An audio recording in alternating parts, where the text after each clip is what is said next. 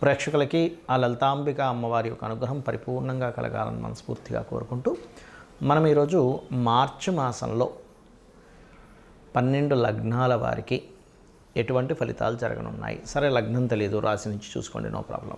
But first priority మాత్రం లగ్నానికే ఇవ్వండి.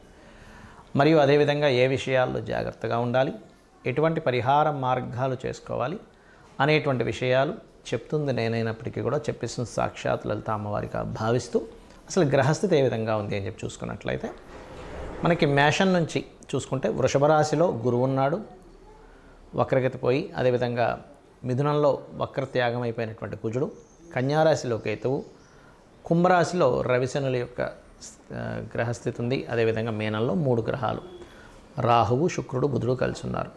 దీని తర్వాత 15వ తేదీ నుంచి రవి కూడా వచ్చి 4 గ్రహాలు కలిసి ఉంటాయి. 15వ తేదీ నుంచి కంటిన్యూస్గా ఈ యొక్క గ్రహస్థితిని అనుసరించి ద్వాదశ లగ్నాలు, లగ్నం తెలియని రాశుల వారికి ఎలా ఉంటుందనేటువంటి విషయం ఇప్పుడు మనం తెలుసుకుందాం. ధనుర్లగ్నము, ధనుస్సు రాశి. మీకు మీ లగ్నాధిపతి శుక్రుడితో పరివర్తనలో ఉంటూ 6వ స్థానంలో ఉన్నాడు. దీనివల్ల సహజంగానే ధనుర్లగ్నం వారికి ఈ యొక్క వివాహ సంబంధించిన విషయంలో చాలా జాగ్రత్తగా ఉండాలని నేను ప్రతి వీడియోలో చెప్తూ ఉంటాను. ధనుర్లగ్నం వాళ్ళకి పర్టికులర్గా గుర్తుపెట్టి, అది కూడా శుక్ర మహాదశలు లేదా శుక్రరాశులు ఏదైనా గ్రహాలు ఉన్నప్పుడు ఉండే మహాదశలు. ఇప్పుడు ధనుర్లగ్నం వాళ్ళకి ఉన్నటువంటి కండిషన్ కూడా కాస్త వివాహం విషయాల్లో కొంత జాగ్రత్తగా ఉండాలి. కాకపోతే సక్సెస్ రేట్ ఖచ్చితంగా ఉంటుంది, ఎందుకంటే లగ్నాధిపతి లాభాధిపతి పరివర్తన కాబట్టి. ఎవరికైనా మనీ ఇచ్చేటప్పుడు 2వ అధిపతి రవికి దగ్గరలో ఉన్నాడు, శని కాబట్టి కంబస్ట్ స్టేజ్లో ఉన్నాడు. కాబట్టి మనీ ట్రాన్సాక్షన్స్, మనీ ఎవరికైనా ఇవ్వడం తీసుకునేటువంటి విషయాలు, ఈ యొక్క అంశాలలో కాస్త జాగ్రత్తగా, చాలా జాగ్రత్తగా ఉండండి.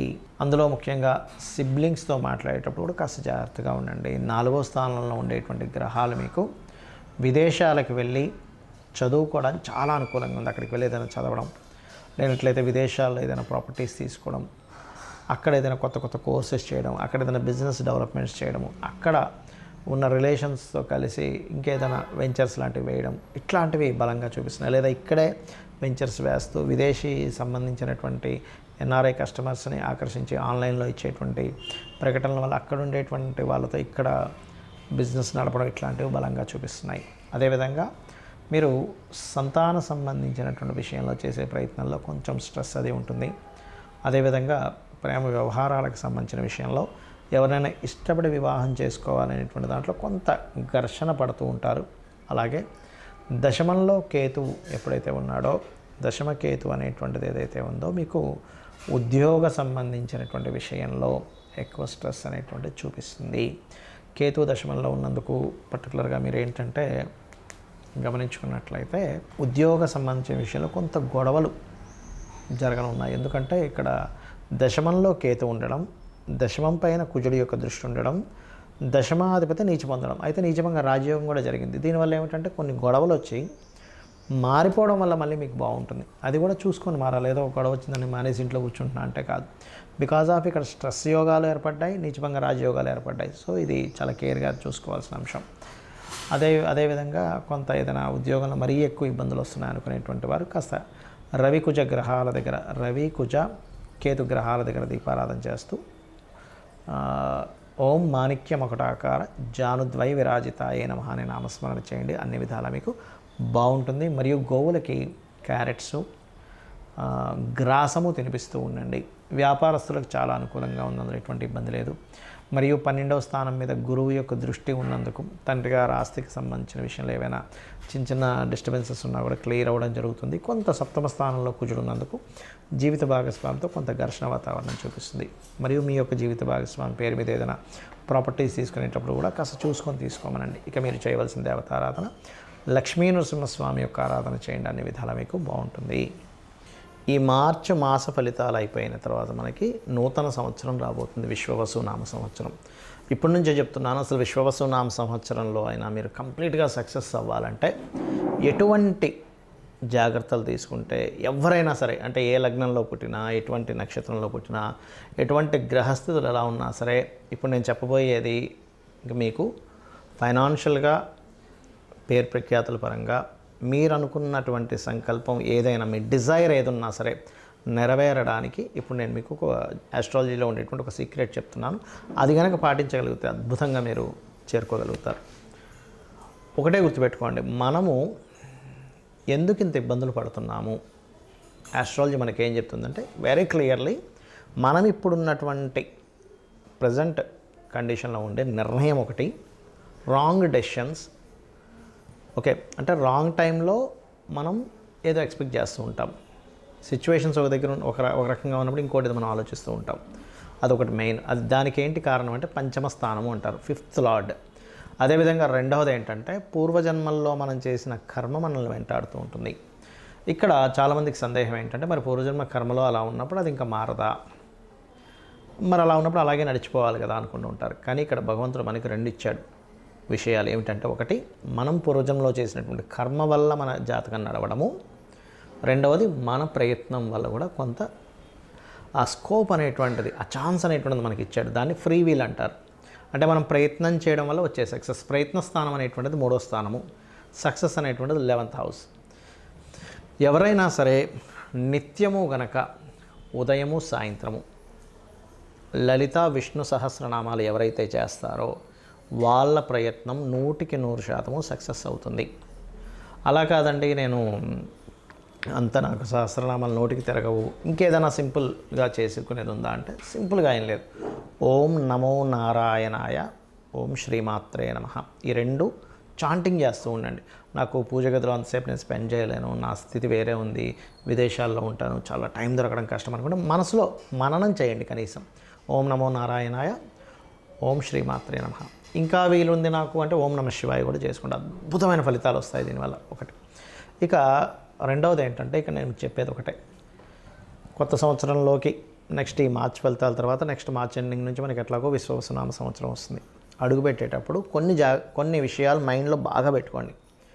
ఏలినాటి శని ఉంది, అర్ధాష్టమి శని ఉంది, అష్టమి శని ఉంది, అమ్మో నా లైఫ్ ఏదో అయిపోతుందేమో అనేటువంటి భయాల నుంచి ఫస్ట్ బయటికి రండి. శని అంటే ఏమిటంటే కర్మకారకుడు. మనం ఎటువంటి కర్మలు చేసామో ఆ కర్మలను ఇచ్చేవాడు. ఎంతసేపు బ్యాడే ఇవ్వాలని రూల్ లేదు, గుర్తుపెట్టుకోండి. మనకి ఒక అద్భుతంగా ధనం సంపాదిస్తున్న శనే కారకుడు దానికి. Because of natural 10th and 11th lord ఆయన. 10th అంటే కర్మ, 11th అంటే లాభాలు. అంటే ఇచ్చేది కూడా ఆయనే, గుర్తుపెట్టుకోవాలి. ఫస్ట్ ఇక్కడ ఎంతసేపు ఏంటంటే శని అనేటువంటి పాయింట్ని మనం ఎంతసేపు నెగిటివ్ కోణంలోనే చూస్తూ ఉంటాం. ఎలా అంటే ఒక తండ్రి ఉన్నాడు, తండ్రిని పూర్తిగా అర్థమైన వ్యక్తి తండ్రి కోపాన్ని అర్థం చేసుకుంటాడు, తండ్రి బాధ్యతని అర్థం చేసుకుంటాడు. కానీ తండ్రి అర్థం కానివాడు తండ్రి కోపాన్ని మాత్రమే చూస్తాడు. తండ్రి ఎప్పుడు ఇలాగే హింసిస్తుంటాడు, తల్లి ఎప్పుడు ఏదో ఒకటి నువ్వు చదువురా అంటూ ఉంటుంది, ప్రతిదానికి అడ్డం పడుతుంది, ఇది మాత్రమే చూస్తాం. కానీ తల్లి అంత బాధ్యతగా ఉదయాన్నే నిద్రలేచి మనకి ఫుడ్ అనేటువంటిది చూసుకుంటుంది, లేనట్లయితే మన అవసరాలు చూసుకుంటుంది, మనం ఎప్పుడేంటనేది అన్ని జాగ్రత్తగా రక్షించుకుంటుంది. తండ్రి కూడా మన కోసం పనిచేస్తున్నాడు అనేది మనం మర్చిపోతాం. ఎంతసేపు ఆయన కోపడుతున్నాడు, నేను ఖాళీగా కనిపిస్తే ఏదో ఒకటి అంటున్నాడు అనేది చూస్తాం. అలాగే శని విషయంలో కూడా ఇదే రాంగ్ జరుగుతుంది అందరికీ కూడా. ఏంటంటే శని అనగా నమ్మో ఏలినాడు శని, ఏం చేయాలి గజగజ ఉనికిపోవడం, ఇది కాదు. శని అనేటువంటిది కర్మకారక ప్లానెట్. నువ్వే కర్మ చేశావు. ప్రతి జీవుడికి పూర్వజన్మలో చేసినటువంటి కర్మ వల్లే ఈ జీవితం వస్తుంది. ఇక్కడ మ్యాటర్ ఏంటంటే అందరూ బాధపడడానికి కారణం మనం పాస్ట్ లైఫ్లో ఏం చేసాం, ఇక్కడ అసలు ఈ జన్మ ఎందుకు పుట్టామనే విషయం తెలియకపోవడమే మనం బాధపడుతూ ఉంటాం. నువ్వు ఒక డాక్టర్ అవ్వాలనుంది, నువ్వు కొంతమందికి డాక్టర్గా నువ్వు సేవ చేయాలనుంది, అప్పుడు నువ్వు డాక్టరే సేవ చేస్తుంటావు. లేదా ఒక ఇంజనీర్ అవ్వాలనుంది, లేకపోతే ఒక మంచి టిఫిన్ సెంటర్ పెట్టాలనుంది, లేనట్లయితే ఇంకోటి ఏదో అవ్వాలనుంది. మనం ఏం చేస్తున్నామంటే అసలు ఏం అవ్వాలనుంది, ఎందుకు పుట్టామనే విషయం మర్చిపోయి ఆ పుట్టిన విషయాన్ని, అది జరుగుతున్న అంశాన్ని ఎంజాయ్ చేయడం మానేసి అది అవ్వలేకపోయాను, ఇది అయిపోయానని చెప్పి బాధపడుతూ ఉంటాం. కానీ యాక్చువల్గా నువ్వు పుట్టింది ఫలానాది అవ్వడానికి. ఒక ఆస్ట్రాలజర్గా ఎవరికైనా ఏదైనా ప్రాబ్లం ఉంటే వాళ్ళకి గైడ్ చేసి వాళ్ళ ప్రాబ్లమ్ని గ్రహపరంగా ఏం చేసుకోవాలనేది స్పష్టంగా వాళ్ళకి క్లియర్గా చెప్పడానికి ఒక ఆస్ట్రాలజర్ అవుతాడు. అదేవిధంగా ఒక డాక్టర్ ఆ రోగాన్ని నివారించడానికి ఒక డాక్టర్ అవుతాడు.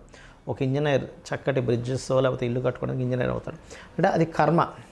అయితే ఈ జన్మని మనం ఎంతసేపు ఈ యొక్క జన్మచక్రంలో తిరగడమే కాకుండా పర్టికులర్గా ప్రతి వ్యక్తి కూడా 3 విషయాలు ఖచ్చితంగా పాటించినట్లయితే ఈ జన్మచక్రం నుంచి కూడా బయటపడతాడు. ఏమిటది అంటే నిత్యం లలిత సూర్య ఉపాసన చేయడము, పెద్దల్ని సేవించడము, ఇంట్లో పితృదేవతలను సేవించడము, ఏదైనా ఆలయాలకు వెళ్ళి సేవ చేయడం. ఇవి చేస్తూ గోసేవ కనుక చేయగలిగితే ముఖ్యంగా మీకు ఎటువంటి శని దోషాలు ఉన్నా, లేనట్లయితే ఎటువంటి కాలసర్ప దోషాలున్నా, లేకపోతే మీ గ్రహస్థితిలో ఎంత దారుణమైన స్థితి ఉన్నా, అంటే కొంతమంది అంటుంటారు ఏమండి నాకు అసలు రూపాయి పుట్టట్లేదు, చాలా ప్రాబ్లమాటిక్గా ఉన్నాను అని అనుకునే వారికి నేను చెప్పేది ఒకటే ఏమిటంటే, నిత్యము పూజ చేయండి.